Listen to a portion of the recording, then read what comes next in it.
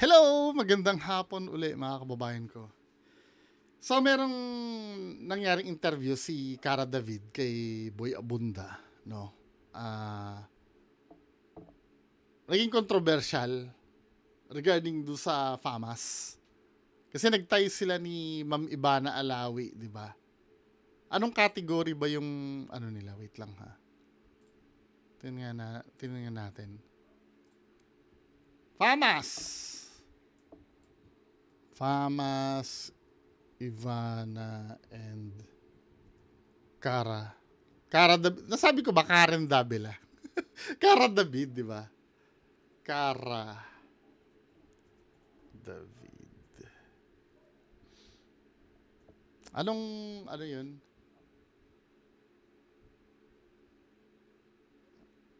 Saan sila? Best Host Public Service Award. Best Host Public Service Award. So, panoorin natin yung mismong part na yun, no? FAMAS. Oh, FAMAS. Nag-type kayo ni Ivana, maingay ito. May mga nagsasabi halimbawa na dapat hiwalay ang online content creators at ang mainstream. I do agree. Dapat hiwalay. Hiwalay siya dapat. Kumbaga sa ano, magkaibang uri ng hayop yun eh. yung isa, yung isa aso, yung isa leon. Parang ganun ang nakikita ko kasi. Ako sa akin yun ha. Although na public service din lang naman, parehas lang, no? Pero iba kasi pag journalist kasi ang trumabaho eh. Na mamimake sure mo siya na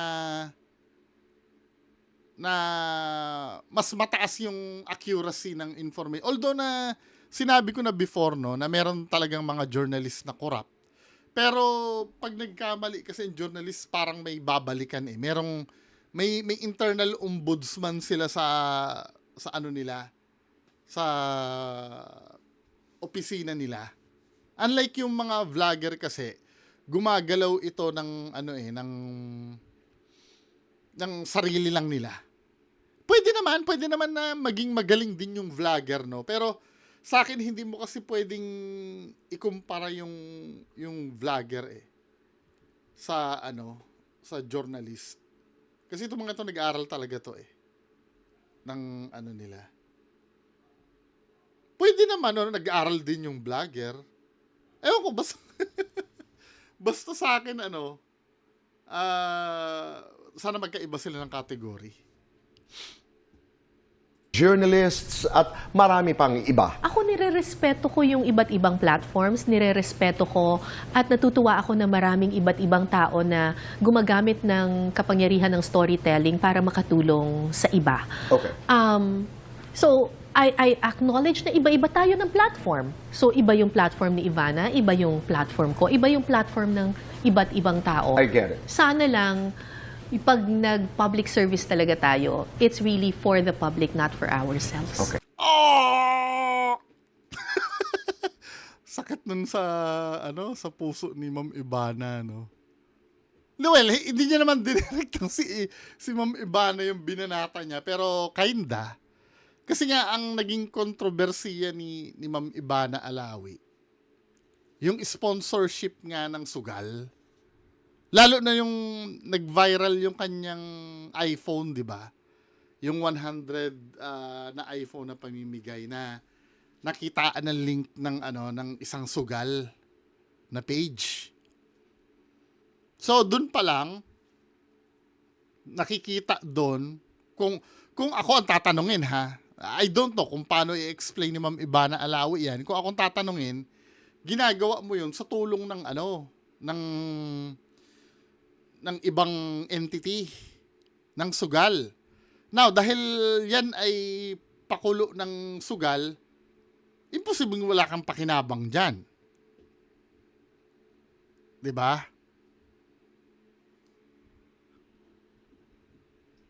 Yun ang nakikita. Yun siguro ibig sabihin ni Ma'am Cara David na parang gagawin mo yon dahil alam mo na may pakinabang ka. Hindi dahil gusto mong tumulong. Pwede naman, gusto mong tumulong, no? Kasama na yon yung, syempre, kahit sino naman sa atin, ano, gusto mo ba makatulong sa kapwa? Malaking porsyento na nanonood sa akin, sasabihin nyo, oo. Gusto naman natin talaga. Ang problema, tutulong ka ba ng galing sa sarili mo, walang kapalit? Di ba? Pwede naman. Kaya lang, yung recent na pagtulong kasi ni Ma'am Ivana, meron siyang pakinabang talaga na nakita Di ba? Although na solduhan din ang journalist, pero hindi siya yung hindi siya yung dahil sa storya na ginawa nila Dahil profession talaga nila yon. I hope you know what I mean, no? Kasi sa mundo ng vlogging kasi, hindi naman lahat na mukhang pera, 'di ba? Pero kadalasan kasi sa mundo ng vlogging, ang nagiging motivation kasi pera. 'Di ba? Masakit man isipin. Ako, pera ba ang motivation ko? Abunado pa nga ako sa kuryente. Punyetang kuryente, mahal-mahal. Siguro ang nagiging benefit ko sa vlogging, no, kaysa mag-inom ako, kasi naging hobby ko na ito Kaysa mag-inom ako, may pakinabang ako sa vlogging. Unang-una doon sa mga, nagkakaroon ako ng pakinabang sa mga palipad nyo, no, every Friday. Pero kung yun ang priority ko, ipa-prioritize gagawin ko, gabi-gabi na lang ako magla-live. Hindi na ako magtatrabaho sa labas. 'Di ba? Ayoko na masabihin na wala akong pakinabang dito. Pero ang keyword kasi sa akin yung priority Kung priority ko magpakinabang na lang dito, gagawin ko na lahat. Nung nire-recruit ako nila Boss Mike na mag-BBM vlogger ako. Tamo sila Takero. Dati mas mataas pa ang subscribers ko kila Takero Ngayon sila Takero noon, umaabot na 200,000 na subscribers noon. 'Di ba? Yan sila Boss Mike. Dati. Pantay-pantay lang kami ng mga subscribers noon. Ngayon, kita mo sila. Higante na sila. Lalo na kung kilala niyo si Kent Garcia, kasabayan namin yan Ginawang mall namin yan sa kampo ni FLM noon. Yan sila Kent Garcia. Kung ano lang di sana sumama na ako sa mga yon, di ba? Kung kikita ako sa platform ko, gusto ko, syempre, gusto ko. Pero kung may gagawin ako na na hindi maganda para lang kumita, hindi syempre. Pwede tayo mayari doon Di ba? Doon lang tayo sa pwede. Ayoko naman magpaka-plastic na na sabihin, hindi, ayoko nga kumita sa YouTube ayoko nga kumita sa Facebook Yung priority na lang siguro. 'Di ba? Mas priority ko kasi magsabi ng totoo kaysa kumita. Kung kumita, gusto ko din. Kaya lang, mas uunahin ko magsabi ng totoo kaysa sa kumita. 'Di ba? To follow na yan kung kikita man o hindi. Okay na. Next video tayo. Ito. Si Recto. Si Recto pala. Secretary Recto. Akala ko senador to Panoorin nga natin to. Yung shut up daw. Arestado ang isang talent manager. Ulitin natin Arestado ang isang talent manager na ibinubugaw umano sa mga politiko ang kanyang mga alagang artista. Live mula sa NBI, nasa frontline ng balita yan, Politiko? si Gio Robles. Gio, paano yan nabisto ng mga otoridad? Ito ba yung mga Viva Max? Cheryl, arestado ang isang talent manager na binubugaw umano ang mga alagang celebrity sa mga politiko. Nag-ugat yan sa intel report na natanggap ng NBI National Capital Region kaugnay sa racket ng high-end bugaw. Bago magsagawa ng operasyon, mga first class siguro ang dyan, Mga babae. Ugnayan sa subject ang isang ahente na nagpanggap na kliyente. Bago magkasundo sa presyo, nagpadala pa ng mga larawan ang talent manager sa NBI agent. Iba't iba ang presyo o talent fee ng mga celebrity na binubugaw ng talent manager. 25,000 pesos para sa tinatawag na PR rate. Ito yung kasama lang sa gala o trophy girlfriend kumari. 25,000 trophy lang? Putang na, walang kwentang gastos yun. 25,000 para lang samahan ka. Hindi, pwede yun, ano, kung mayaman ka, i-hire mo 25,000, ligawan mo na. Yung ability mo na lang sa galing sa panliligaw. Kung gusto mong makuha, maangkin. Pero 25,000, ano lang, trophy. Para ka nagtapo ng pera. 100,000 pesos naman kung may pagtatalik na aabot sa 4 na oras. Kung 4 hours? walang mapili ang mga kliyente, may babayaran din na rejection fee na 40,000 hanggang 50,000 pesos. Sa huli, nagkasundo sa 110,000 pesos na presyo bawat babae ang talent manager at asset. Hindi na nakapalag sa isinagawang entrapment operation ang bugaw na talent manager na iligtas ang 5 babaeng celebrity na alaga umano ng bugaw. Sinampahan ng kaso ang talent manager dahil sa paglabag sa human trafficking. Habang nasa kustodiya ng NBI, dito na raw kinanta ng talent manager ang plano naman laban sa isang mataas na opisyal ng administrasyon. Isiniwalat ng talent manager na may kumuha raw sa kanyang dating kongresista at kinontrata silang i-frame up ang opisyal.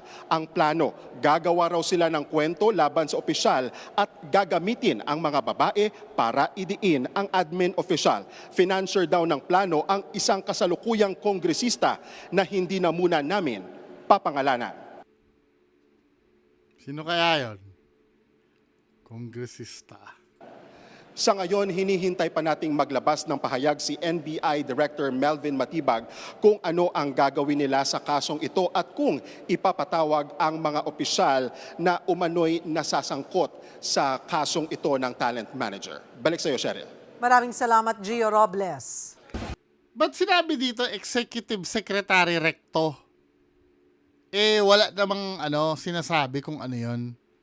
Kung si Recto yung papainan. Anyway, ang ine-expect ko ditong sasabihin, di ba nabanggit sa isang hearing si Senator Erwin Tulfo. Parang ganito din. Yun ang ine-expect ko na sasabihin dito, hindi pala siya. Recto yung binanggit eh. Grabe no, 25,000 pang trophy lang. Pambili ko na lang ng drone yun. Kaysa 25,000, 100,000. Mahal naman nung na yun. Sobrang mahal naman. Diyos ko naman. Anyway, so, lipat tayo sa ibang issue. Ano yung ibang issue pa? Wait lang ha.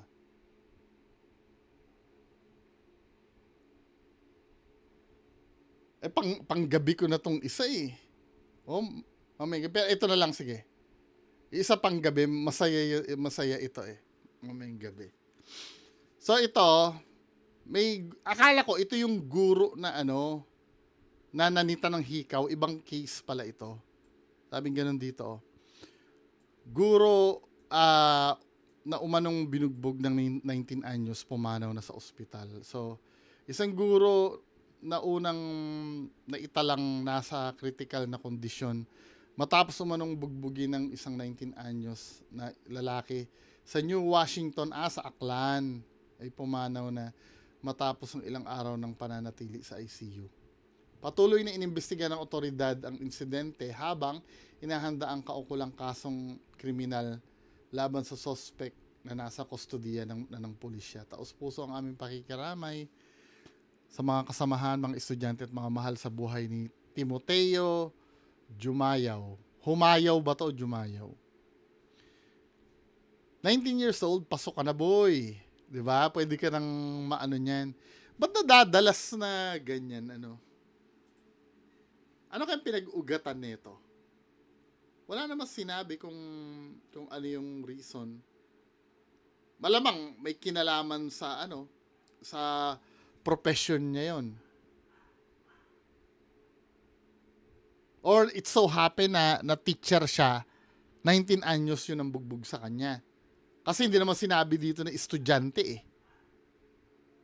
Kulang yung info. Ano yung info?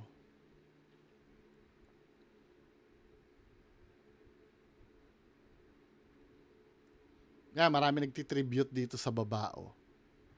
Dahil ba stricto? Kasi nababasa ko dito sa ano, dahil stricto daw eh.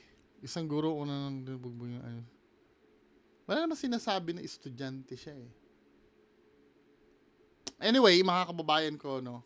So, yung pagiging stricto, katulad nung yung may hikaw, yung sinita sa hikaw, ano yun eh, pag ini-strictuhan kayo mga estudyante, binibigyan na kayo ng foundation nun na maging law-abiding citizen paglabas nyo sa real world. Kaya pag mga ganyan huwag kayo maiinis. Hindi ko alam ba't ang tatapang ng mga kabataan ngayon, Yung mga kami, matatapang na kami sa mga Di ba, min? Nung araw, takot ang lahat eh. Tingnan ka nga lang ng teacher nung araw, takot ka na eh. Ngayon, ang tatapang na. Sa bagay, 19 years old na to eh. Gusto ko pa rin malaman kung ano yung reason bakit siya binugbog. Anyway, yan lang muna pag-uusapan natin ngayong hapon. Magandang hapon sa inyo lahat. Bye-bye.